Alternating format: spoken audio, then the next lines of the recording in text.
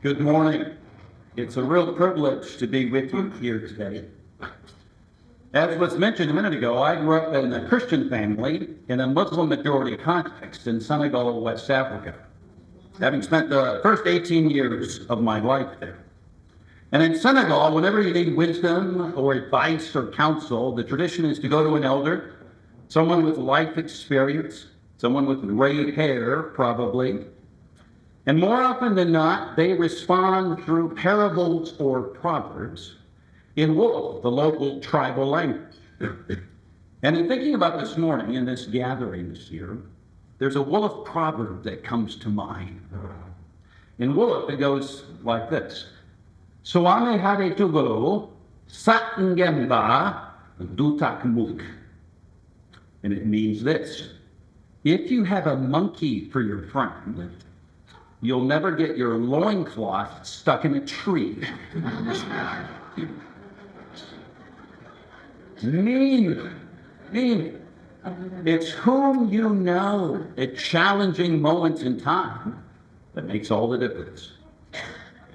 And in this sense, in a very serious way, I personally take comfort in believing that our Creator, or however you wish to refer to God or the supreme other or being, is on the side of harmony in our world. I think you would likely agree that today's climate of increasing prejudice and stereotyping and discrimination has resulted in what some are calling a new tribalism. So much in our world these days is focused on categorizing people into the other category. This often leads to a dehumanizing, whether in worldviews or words or actions, whether related to ethnicity or culture or spiritual tradition. I just think of the recent rise of anti-Semitism in this country and the increasing anti-Muslim sentiment.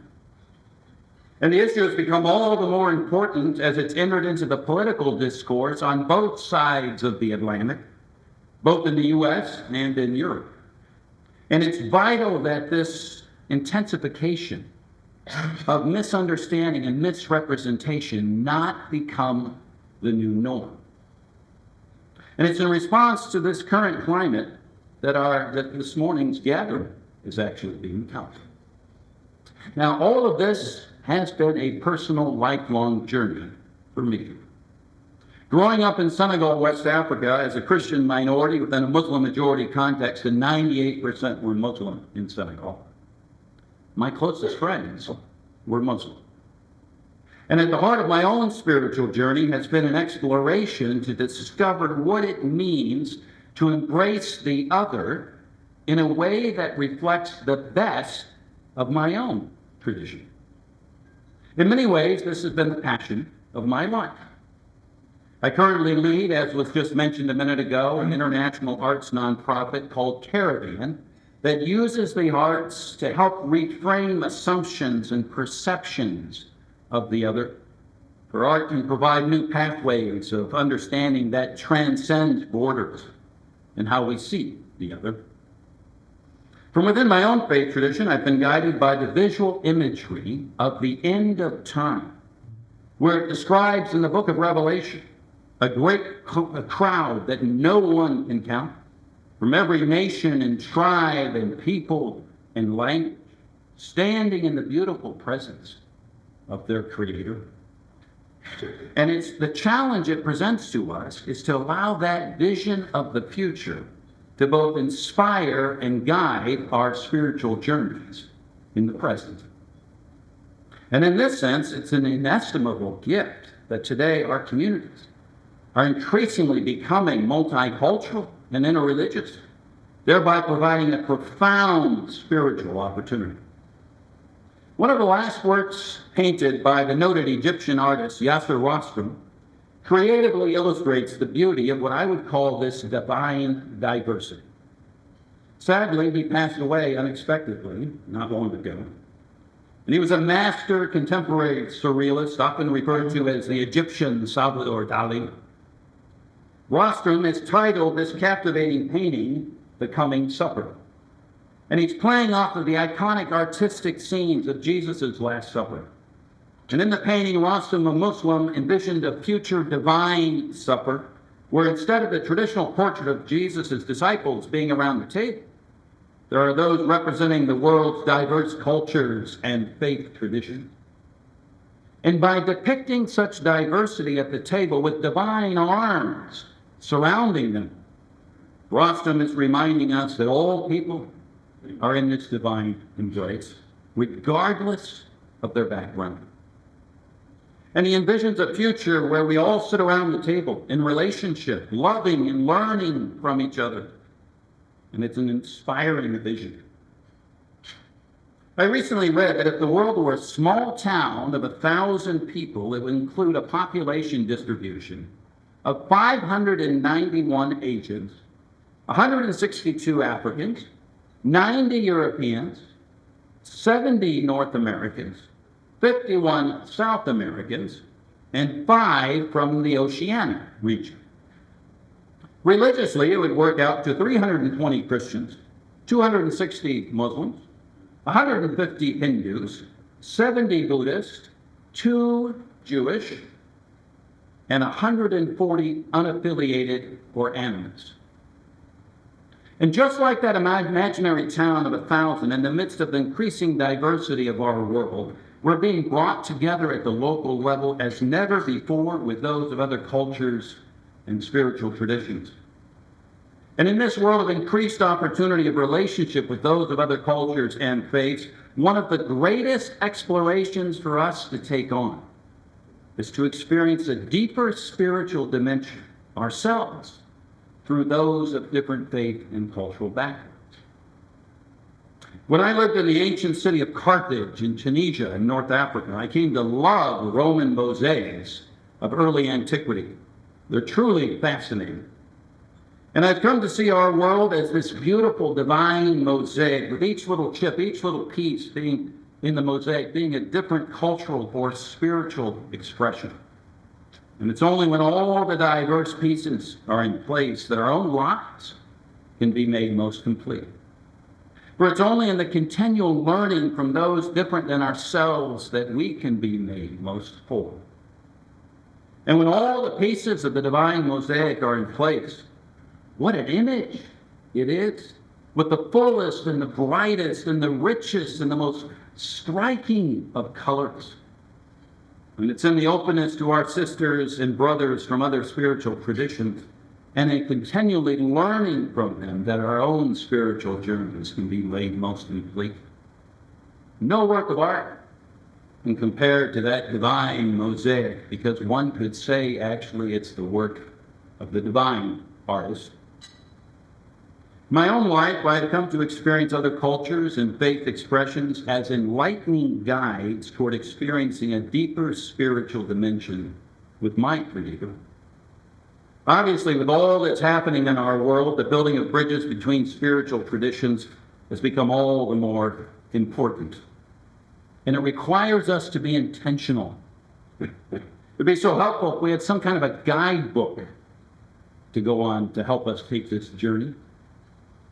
In my own work, which has primarily been within the Abrahamic faith traditions, Muslims, Christians, and Jews, there are a few ways of being that have served as guides in all of this that I have discovered as relevant, effective, and authentic, regardless of one's religious or non-religious orientation. Foundationally, I believe our first priority always needs to build on all the commonalities that exist. And for the sake of an illustration, I'd like to think of the symbol of a crescent moon, which of course many of you know as the Islamic symbol of faith. The thin crescent of the moon is that part that we can see because of the reflection. But whenever you see a crescent, the majority of the moon is dark. And I liken the slim crescent to what we have different from those in other faith traditions. And the large dark side of the moon is what we have in common. And the challenge for us, like never before, is to build our relationships with the other on the dark side of the moon, a la Pink Floyd, if you remember that. We're all too often blinded by that constant illumination of our differences that we can't see all that we have in common.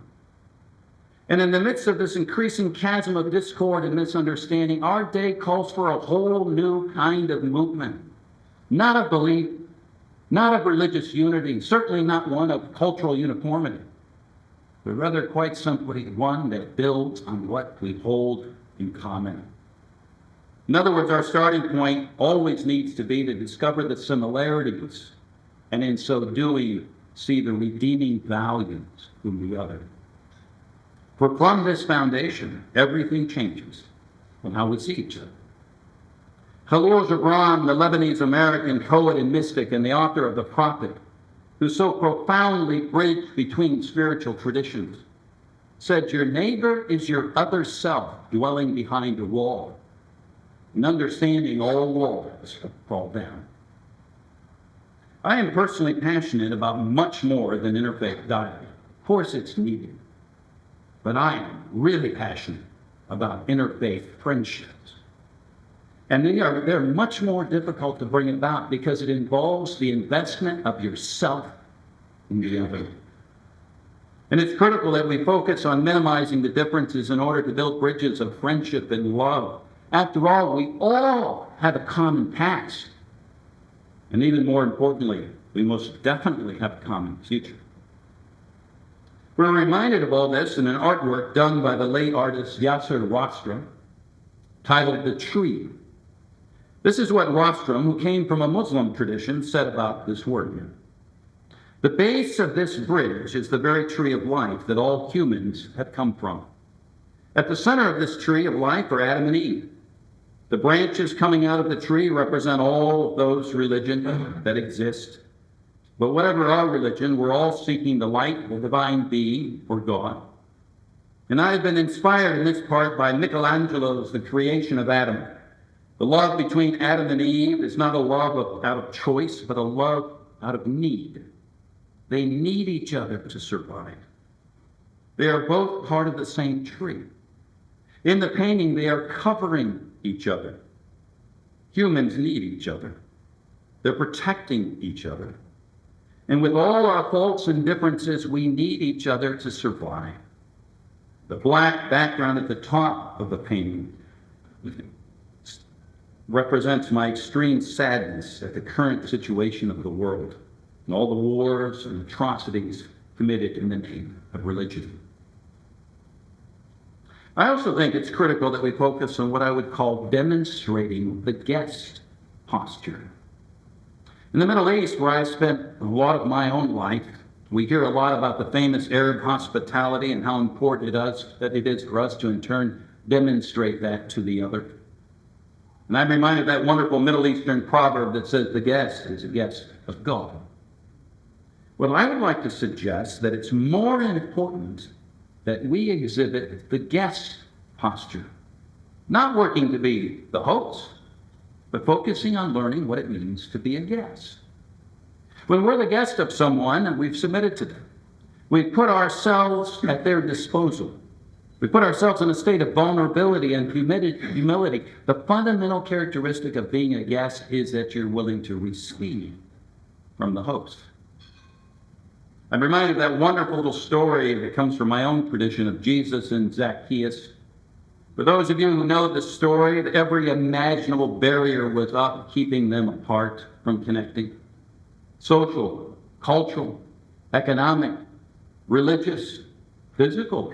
Zacchaeus was a wee little man that he couldn't see over the crowd. And what did Jesus say to him? "Zacchaeus, can I come to your house to eat? Zacchaeus, can I be your guest?" We need to, in effect, allow ourselves to be the guest of each other, always allowing ourselves to learn from the other. It's a posture that breaks down the barriers. As the 13th century Sufi poet and mystic Jalaluddin Rumi said, "This being human is a guest house." I'm also reminded of that beautiful statement related to all of this from St. Ambrose of Milan, who baptized St. Augustine of Hippo. "All truth, no matter where it comes from God's Spirit." And so the challenge always before us is to build on the truth in the other, honoring the other and their faith. In so doing, we come actually, interestingly, to a deeper understanding of our own faith tradition. And our relationships must be fully authentic ones, not with a hidden agenda of changing the other. I find the Iraqi artist Sindy's painting titled Welcoming the Stranger particularly powerful. And speaking to all of this, he subtitles it 3 in 1. About it, Case, who comes from the ancient Chaldean Catholic Church in Iraq, says this: as human beings, we're all guests in the lives of others. On this canvas, I depict 3 people, each from a different faith, visiting an Arabian sheikh. The 3 small cups represent equally generous hospitality. And in this work, I focus on the 3 guests rather than on the host who is looking on, in an attempt to invite us to be the guest, not the host. And lastly, I believe we should see our primary identity as that of a pilgrim. The idea of pilgrimage is a predominant theme in most spiritual traditions. And of course, many of us are familiar with the importance of pilgrimage to our Muslim sisters and brothers, called the Hajj, to Mecca. And it's deeply moving to hear from those who have taken the pilgrimage how spiritually inspiring it is for them. And for a Muslim, having made the pilgrimage, instead of viewing themselves as having accomplished the pilgrimage required, they see their pilgrimage to Mecca as the beginning of the most intense phase of pilgrimage to God. And when they return from pilgrimage, they have a title: El Hajj Ahmed, El Hajj Yusuf, Hajj Marwa, Pilgrim Mark, Pilgrim John, Pilgrim Susan. It's a beautiful concept. And I think it's critical that when we relate to each other, we see ourselves first and foremost as pilgrims, journeying in life and toward God, and not having arrived. Most religion teaches us that one arrives. Certainly the creedal emphasis of our faith puts a sense of finality around it, puts borders, of course, on beliefs. But instead, I think it's much more accurate to say we're all people of pilgrimage. For a pilgrim is someone on the move, always journeying, and therefore more open to asking others for directions and meeting new people. Even asking those from other faith traditions to help us on our journey of trying to live the life God desires for us to live. It's a certain attitude, a spirit of openness, of gentleness, of willingness to grow in our spiritual journey, regardless of what or where it comes from.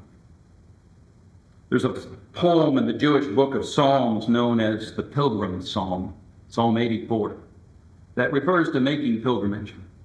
Interestingly, Christians and Muslims love this psalm as well. Right in the middle of the psalm, it says, "Blessed are those who have set their hearts on pilgrimage." And I think the celebrated Jewish artist Shai Azoulay's painting on this theme addresses this very movingly in his naive artistic style. About his painting, which he titled Living as a Pilgrim, Shai says this: "I had Caspar David Friedrich's famous painting of the Romantic period, Wanderer above the sea of fog, in mind while creating this work. And I positioned Abraham sitting high on a hill, looking out at the land through which he'll be journeying. So much seems to be like a mirage where there is promise. The vision is foggy, not everything is clear. And as a pilgrim, Abraham has to journey out in faith, forging ahead, knowing that he will meet others along the way. And I love the sense of complete vulnerability in this work. For there is no way one can make it through the desert alone. You are dependent on everyone you encounter. We are not necessarily called to take a journey to a foreign place, but rather we are called to take a journey in the geography of our hearts. In closing, a fascinating, inspiring illustration of all this comes from a popular Muslim Tunisian artist named Al-Seed. El-Seed writes, speaking about his work, "I'm bringing people together and building bridges between different cultures and peoples. And I hope to deliver a message of peace and hope in order to deconstruct misconceptions. And to illustrate this, Elsie painted a magnificent mural titled Perception in what is known as the garbage area of Cairo, Egypt, where I lived for 10 years. It's an area where most of the garbage collectors lived, and they are primarily Coptic Christian. And Perception is actually the staggering 50-building Arabic holographic optical illusion. It took him several months to complete. And as a Muslim artist, he had to work closely with the Coptic Christian garbage collectors because he's actually painting on their apartments. He has these wonderful stories of when he's halfway up, painting high up in the air, the people who are residents of that apartment deliver him tea. And so each floor he gets more and more tea. Then he's got a problem because there's no toilet to use at the time. But in this work, Elsie is actually writing in Islamic calligraphy the words of Saint Athanasius, the 4th century Egyptian Christian bishop. And it says, anyone who wants to see the sunlight clearly needs to wipe his eyes first. And Elsie interprets these words of Saint Athanasius for us today by saying, when we decide to judge people and shape an idea about them, we should first rid ourselves of the negative idea we have of them. I leave the last words to Kahlil Gibran, best known for his book, The Prophet. You are my brother and sister. I love you. I love you worshiping in your church, kneeling in your temple, and praying in your mosque. You and I are all children of one religion, for the very paths of religion are but the fingers of the loving hand of the Supreme Being, extended to all, offering completeness of spirit to all, anxious to receive all. All of this has been and continues to be a spiritual pilgrimage for me, toward seeing my own faith with new eyes, and providing a freshness in my own spiritual journey that has been beyond. Thanks.